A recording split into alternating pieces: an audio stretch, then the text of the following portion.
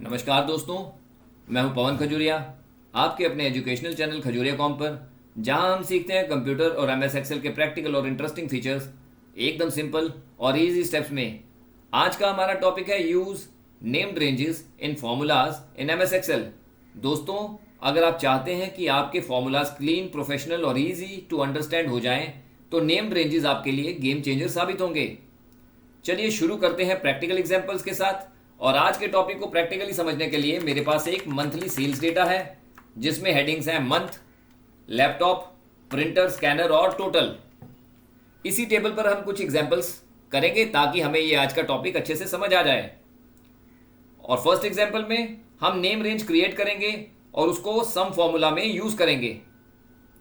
पहले मैं laptop column को कोई नेम असाइन करूंगा और फिर सम कैलकुलेट करूंगा। सबसे पहले लैपटॉप कॉलम को सेलेक्ट करिए, यानी उसकी रेंज को सेलेक्ट करिए। और अब इस रेंज को हम एक नाम असाइन करेंगे। पहले मेथड में हम नेम बॉक्स से नेम रेंज को नेम असाइन करेंगे। देखिए लेफ्ट टॉप में कॉर्नर में हमें एक फॉर्मूला बार के पास एक छोटा सा बॉक्स दिख रहा है, उसको कहते हैं नेम बॉक्स। बस वहीं पर क्लिक कर दीजिए और टाइप कर दीजिए लैपटॉप सेल्स। मैं दोबारा बता देता हूं, मैंने यहां पे क्लिक करके टाइप कर दिया लैपटॉप अंडरस्कोर सेल्स और प्रेस कर दिया एंटर।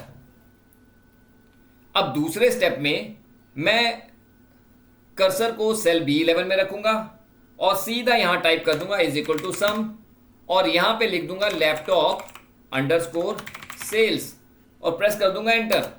तो देखिए अब फॉर्मूला में हमें रेंज B2 से B9 नहीं देनी पड़ी, सीधा हमने नेम जो असाइन किया था इस रेंज को वो यहां पे टाइप किया और फॉर्मूला लगाया और हमारा रिजल्ट आ गया। दोस्तों, यही होता है नेम्ड रेंज की पावर। अब मैं आपको थोड़ा सा रिबन मेनू एक्सप्लेन करता हूं।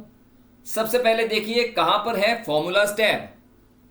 तो मैं आपको बता दूं, file, home, insert, page layout के बाद जो टैब नजर आता है उसे कहते हैं फॉर्मूलाज टैब। बस इसी फॉर्मूलाज टैब पर क्लिक कर दीजिए। क्लिक करते ही बहुत सारी ऑप्शंस नजर आती हैं, जिसकी एक्सप्लेनेशन मैं अपने पिछले वीडियोस में कर चुका हूं। आप उन वीडियोस से इसकी संपूर्ण जानकारी ले सकते हैं। यहां एक ग्रुप नजर आ रहा है जिसे कहते हैं डिफाइंड नेम्स।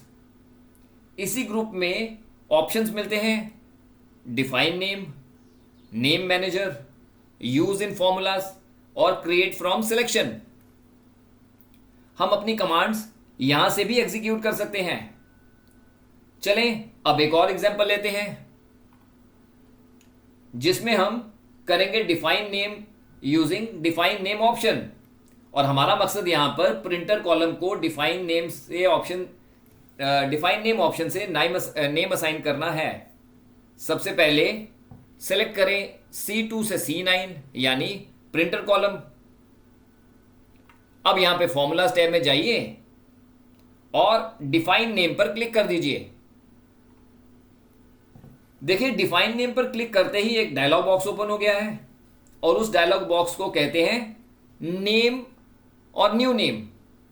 यहां आपको मिलते हैं अलग अलग ऑप्शंस, जैसे नेम जिसमें आप रेंज का नाम लिखते हैं, उसके बाद नजर आता है स्कोप, ये वर्कशीट या वर्कबुक का शीट लेवल है। उसके बाद नजर आता है कमेंट, ये ऑप्शनल डिस्क्रिप्शन है। उसके बाद नजर आ रहा है रेफर्स टू यानी एक्चुअल सेल रेंज। चले कोई भी नाम लिख दीजिए, जैसे यहां पे मैं लिख देता हूं प्रिंटर या printer sales, printer underscore sales और ओके प्रेस कर दीजिए। अब यहां पर आप सेल C11 में क्लिक कर दीजिए और यहां पे टाइप करिए एवरेज ब्रैकेट स्टार्ट करके प्रिंटर अंडरस्कोर स्केल्स और प्रेस कर दीजिए एंटर।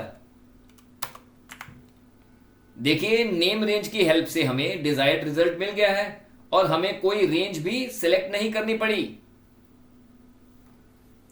चले अपनी नेक्स्ट एग्जांपल में क्रिएट फ्रॉम सिलेक्शन यानी ऑटोमेटिक नेमिंग यूज करके दिखाता हूं।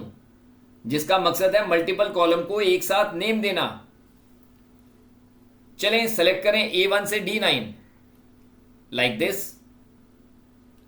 सबसे पहले फॉर्मूला टैब में जाइए, मैं ऑलरेडी फॉर्मूला टैब में बैठा हूं, और यहां पर क्रिएट फ्रॉम सिलेक्शन पर क्लिक कर दीजिए। क्रिएट फ्रॉम सिलेक्शन, देखिए जैसे ही क्रिएट फ्रॉम सिलेक्शन पर क्लिक करेंगे तो हमारे पास एक डायलॉग बॉक्स ओपन हो गया है,